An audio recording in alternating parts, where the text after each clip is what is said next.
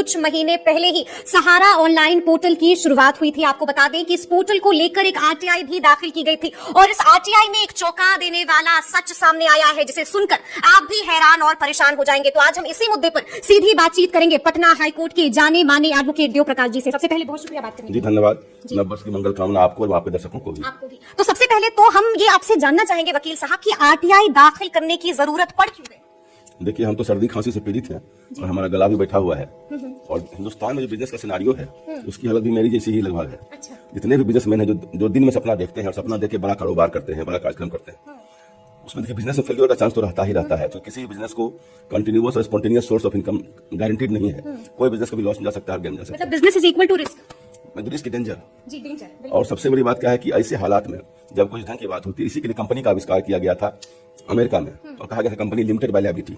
मतलब किसी भी कंपनी का लॉस, मान लीजिए आपने 3 कंपनी खोली और ये कंपनी आपका लॉस में चला गया, लेकिन 2 कंपनी प्रॉफिट में चल रही है, तो ऐसे हालात में आप अपनी है कंपनी जो लॉस में गई है उसको आप बैंकरप्सी में डाल सकते हैं और बैंकरप्सी में अगर डाल देंगे तो उस पर बाकी 2 कंपनी पर कोई असर नहीं पड़ता है। बट हिंदुस्तान में तो यह हो रहा है कि अगर ये कंपनी डायरेक्टर उसमें है, उसमें भी डायरेक्टर है, तो सारी कंपनी को उसमें ले लिया जाता है। और जब बिजनेसमैन के साथ उस ढंग की घटना होती है, पुलिस पीछे पड़ती है, ईडी पीछे पड़ती है, तो जो भी उसका एक अच्छा गुण है वो भी खत्म हो जाता है और कंप्लीटली क्रैश कर जाता है बिजनेसमैन। आज की ये घटना है, बता दें आपको, पहली स्टोरी हम सहारा इंडिया पाने से पहले नरेश गोयल साहब जिनका जेट एयरवेज था, जिन्होंने हमको लगता है प्राइवेट एयरलाइंस में सबसे पहले उन्हीं का होगा जिसका इतना बड़ा एयरलाइंस होगा। कितना बड़ा सपना उन्होंने देखा था और अभी वो जेल में है। मात्र 400 करोड़ किसी बैंक का फ्रॉड वर्ड यूज किया, फ्रॉड का लोन लिया होंगे, नहीं दे पाए होंगे। ये बहुत बड़ी बात नहीं कि लोन लिया और बिजनेस लॉस में गया तो एयरलाइंस और एयरलाइंस में देखा एक के बाद एक एयरलाइंस फेल की है, सारी फेल कर चली आ रही है, कुछ ना कुछ तो गड़बड़ है वहां पर। अब वो जेल में है। जब वो बेल मांगने के लिए कोर्ट में गए थे तो उन्होंने कहा जज साहब हमें जेल में ही जाना, मरने दीजिए, हमको बेल नहीं चाहिए।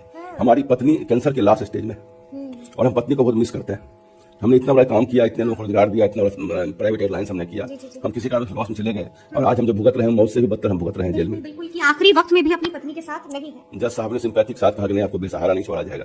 हो तो यही रहा है और यही मुख्य कारण है कि जो भारत के जो अधिकतर युवक हैं वो बिजनेस करना नहीं चाहते हैं। वो चाहते हैं कोई रोजगार सरकार का मिल जाए, कुछ भी पैसा मिलता रहे, इस रिस्क में हम ना पड़े। ये सिनारियो डेवलप कर रहा है, ये अगेंस्ट द बिजनेस सिनारियो है। आपको याद होगा सत्यम कंपनी वाली घटना भी, रामालिंगम साहब थे और छोटी सी बात हुई थी, ये कहा गया कि उन्होंने पैसा निकाल करके जमीन खरीद ली। अब यह तो होता ही रहता है जब बिजनेस में कोई होता है कि बिजनेस का पैसा निकाल के वहां लोग करते रहते हैं और क्लियर कहीं पर कुछ हो गया, उसको टेक्निकल लोन पर ले लिया और लेकर उसको पकड़ के अंदर कर दिया। फिर उसमें बहुत बड़े इकोनॉमिस्ट मनमोहन सिंह साहब थे, जिन्होंने उस कंपनी को 3 आदमी का बोर्ड बनाया, जिसमें कि एक दीपक पारिक साहब भी थे जो एचडीएफसी बैंक के चेयरमैन थे। उन्होंने सत्यम कंपनी को लेकर के फिर से बेचा, जो महिंद्रा टेक कंपनी बन गई और वो कंपनी जिसका शेयर उसमें 150 रुपया था, गिर करके 2 रुपया हो गया था। आज उस कंपनी का शेयर 450 से 500 रुपये पर चल रहा है। वो आदमी जिसका कर्नाटक में गाँव में एम्बुलेंस फ्री में चलता था, उस आदमी इतनी बड़ी घटना घट गई। ऐसे बहुत सारे उदाहरण आपको दे सकते हैं। सहारा इंडिया सहारा इंडिया मैक्सिमम एजेंट की संख्या थी, वो सबसे ज्यादा जो सरकारी एम्प्लॉय रेलवे के साथ है, उससे भी ज्यादा एम्प्लॉय सहारा इंडिया के पास था। एक सपना उन्होंने देखा था, बहुत सारा व्यवस्था उसमें किया हुआ था।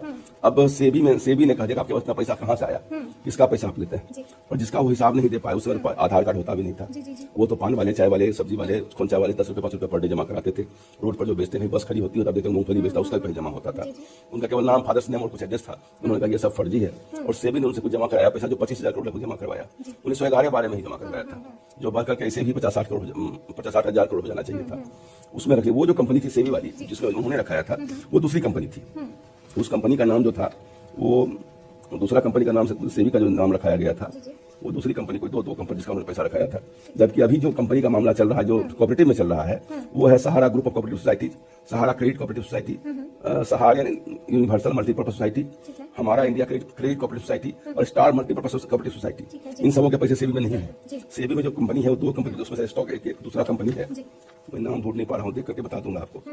2 कंपनी उसमें थी, तो उस 2 कंपनी का पैसा उसने दिया। अभी सुप्रीम कोर्ट ने एक आदेश दिया है आपको 23 तारीख को, शायद 18 जुलाई 2023 को, ये 5,000 करोड़ रुपये उसमें से निकाल करके आप दे दीजिए।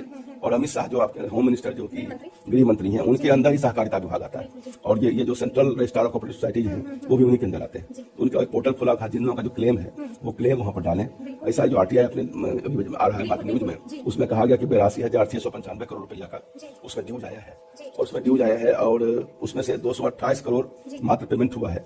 चूंकि वो क्या कर रहे हैं कि जिनका भी कुछ भी ड्यूज है, चाहे 5 लाख है, 1.5 लाख है, 1 लाख है, जो भी है, उनको मात्र 10,000 रुपये दे रहे हैं, मात्र 10,000 पर डिपोजिट, उससे ज्यादा नहीं दे रहे हैं। इसलिए वो पैसा घट के कम हो गया है। और एक तरफ जो सेबी के साथ जो कंपनियां थी, जो Sahara India real estate corporation limited थी, और दूसरी जो कंपनियां थी वो सहारा हाउसिंग इन्वेस्टमेंट कॉर्पोरेशन थी, SHICL कंपनी थी। इनके पैसे जमा थे।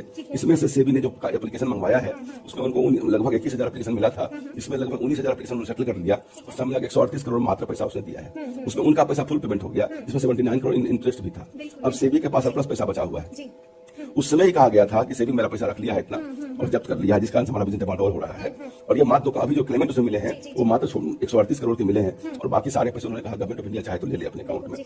वो पैसा भी बल्कि 50,000 करोड़ वो हो गया होगा या कितना हुआ सेबी का हो सकता है, इंटरेस्ट की पेमेंट करे। इतना ही नहीं, उनका डिफरेंट बैंक में FDR भी 15-16,000 करोड़ का पड़ा हुआ है। बाकी चल संपत्ति भी होगी। या ये हल्ला किया गया कि भाई सुब्रत राय का डेथ हो गया तो सारा पैसा तो जैसे रहते अगर वो तो उनको बेच करके पैसा कहीं से मिल जाता।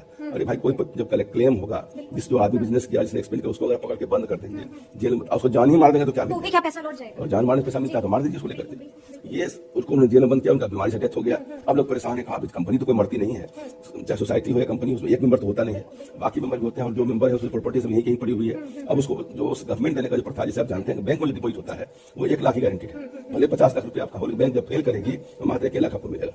उस दिन सोसाइटी में भी 10,000 रुपया ही मिल रहा है सबको। और सरकार एक समझिए कि एक खाना पूर्ति काम करके ये देखा पेमेंट लोगों को मिल गया। अच्छा, वकील साहब ये भी जानना चाहेंगे कि RTI दाखिल करने की जरूरत है? वो तो लोगों ने जानना चाहा कि भाई कितना एप्लीकेशन सबमिट हुआ है। एप्लीकेशन का 82,695 करोड़ रुपए का RTI में उन्होंने बताया है, जिसे मात्र 228 करोड़ पेमेंट किया गया है। उसके बाद उसने फिर 32,000 करोड़ दोबारा भी लोगों ने जमा किया है। तो वो पैसा नॉर्मल की कोई धंधा जब बंद हो जाएगा, लायबिलिटी बढ़ने शुरू हो जाती है और एसेट्स घटना शुरू हो जाता है। बिजनेसमैन को अरेस्ट करने से पहले, बिजनेसमैन को ढंग से टैग करने से पहले सरकार को 100 बार सोचना चाहिए। अगर देश में उद्यमता को, देश और बिजनेस को जिंदा रखना है तो, और नहीं अरेस्टेंट एक्टिविटी होगी, इसका बहुत ही कैस्केडिंग इफेक्ट पड़ता है और जो बिजनेस कर रहे हैं वो भी नहीं करेंगे, सब बंद कर देंगे। अलग स्थिति हो भी रही है। आज आप बिहार में देख रहे हैं इतना ज्यादा सरकार स्कीम लेकर रही है, तब भी बिजनेस कहाँ चल रहा है। एक तरफ जमीन इंडस्ट्रियल जमीन देती है, अगले यहाँ से फिर उसको पकड़ करके ये करके छीन झपट करके जो पैसा उसका लगा, जो जमीन में लगा उसको झपट करके ले लेना चाहती है। ये तरीका नहीं है। बिजनेस को ऑल ओवर वर्ल्ड जहां भी किया गया है वो सहारा दिया गया है। टोयोटा कंपनी 3 बार बैंकरप्ट हुई थी, जिसका आप इनोवा गाड़ी और बाकी गाड़ियां रोड पर देख रहे हैं। वो कंपनी जब बिल्कुल डूब गई थी तो उस समय जापान गवर्नमेंट ने सेकंड वर्ल्ड वॉर में कह दिया, क्योंकि इसकी गाड़ियों में आवाज अधिक थी, सारे बड़ी गाड़ियां ट्रक बस सब हम उसी से खरीदेंगे, और तभी वो कंपनी सर्वाइव की थी। आपको मालूम है कि आपके बगल में बीटा में शुगर मिल था, तो बिहार सरकार में मुख्यमंत्री थे विनोदानंद झा, उन्होंने शुगर मिल के मालिक को बुला, बंद करने जा रहे थे, उनको लॉस हो रहा है। उन्होंने शुगर मिल के मालिक को बुलाया, बोला क्या लॉस हो रहा है? उन्होंने कहा हमको इतना लॉस हो रहा है। बोला इतना लॉस बिहार सरकार आपको देगी, चलाते रहिए, किसानों का गन्ना आता है, किसानों का एम्प्लॉयमेंट है। बाद में उन्होंने कहा कि नहीं, हम हमारा बिजनेस आप ले लीजिए, आप हमको लॉस ही केवल दीजिए, प्रॉफिट जीरो हमारा होगा, हम क्यों चलाएं, आप ही चलाइए।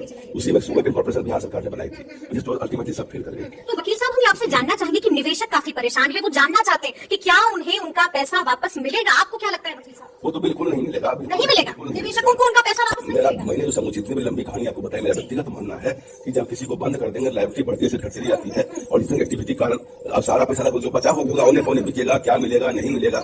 लोगों ने कहा कि उनका डेथ हुआ तो उनके बच्चे नहीं आ पाए, ग्रैंड सर दिया जिनका नाम नहीं था, सारे के सारे परिवार को अंदर कर देंगे। सारे डायरेक्टर जो बचे हुए हैं तो लोग वास्तव में बाकी लोग हैं उनको बंद कर देंगे, पैसा उसे मिल जाएगा। ये तरीका नहीं, काम जो भी ढंग की बात हो उनको काम करने दिया गया होता, सबका पैसा निकल गया होता। अगर सहारा का तो वो दिन चलिए रहा था, लोग नहीं रहा था, तो हर बिजनेस में हो तो सब लोग मान्य सब वसीयत लगी है।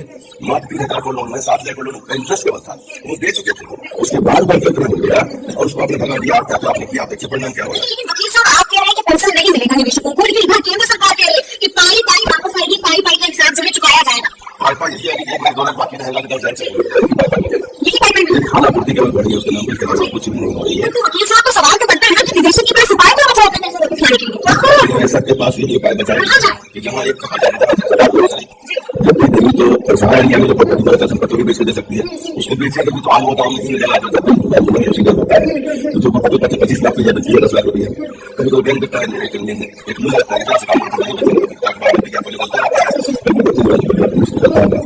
उसने बना 25 लाख रुपया सब भारत सब चलाएंगे। देश में लोग जो काम कर रहे हैं, बड़ा शहर साहब सम्मानी साहब कहा गया था, उनको भी जन्म बंद करने की बात हुई थी। उनको भी कहा गया था कि पैसा नहीं है, सारी घटनाओं के साथ किसी को नहीं छोड़ते। हमारा यह मानना है कि बिजनेस कराना है उसको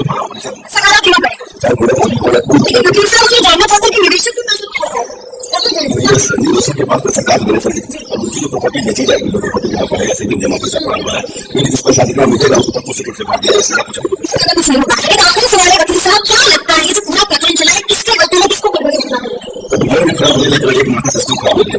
सिस्टम को अपना कंपास सेट करना पड़ेगा, रीसेट करना पड़ेगा, बिजनेस में डिप्लो जाना पड़ेगा। बिजनेस में काम आप देखना चाहते हैं देखिए, और बिजनेस में उसको एक सरफल और फंड कर रहा है, कम फ्रॉड है। देखिए बिजनेस में पैसा फंड लगा है और बिजनेस में लॉस हो गया, और बिजनेस में लॉस जब होता है तो लॉस हो जाता है। लॉस होने के बाद आपकी सबसे टॉप आज भी भारत के आसमान में अच्छा है, उस समय आज भी करनी पड़ेगी, चल सर्वाइव करेगा। अगर फार्मर्स में बिजनेस करेंगे अगर तुम्हें बंद करेंगे किसी को बंद होगा। तो सुना आपने क्या कुछ बता रहे हैं वकील साहब, लेकिन फिर से हमने चर्चा की है कि क्या निवेशकों को अपना पैसा वापस मिल जाएगा। तो आपने भी सुना है क्या कुछ कहा है वकील साहब ने, तो पूरी बातचीत आपको कैसे लगी कैसे चलते साफ उनको भी अभी साफ में